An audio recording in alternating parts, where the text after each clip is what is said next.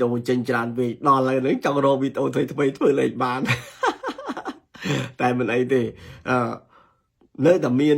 បន្តទៀតចឹងដែរតែមិនបានញឹកញាប់ដោយការដំបូងទេឥឡូវនេះយើងត្រឡប់មកពាក្យដើមវិញគឺថាសុំទោសខ្ញុំចង់និយាយជាមួយបន្តិចឬក៏សុំទោសខ្ញុំមានការបន្តិចឃ្លានេះយើងអាចប្រើបាន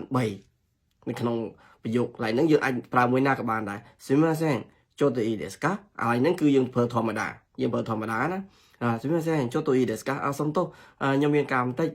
ខ្ញុំចង់សួរបន្តិចអីចឹងក៏បានដែរឬក៏ខ្ញុំចង់និយាយជាមួយអីបន្តិចចឹងទៅអាហ្នឹងគឺយើងប្រើすみませんちょっといいですかចឹងបើគេថាអូខេគេថាはいなんでしょうかបាទតើមានការអីគេទី2យកទី2すみません少し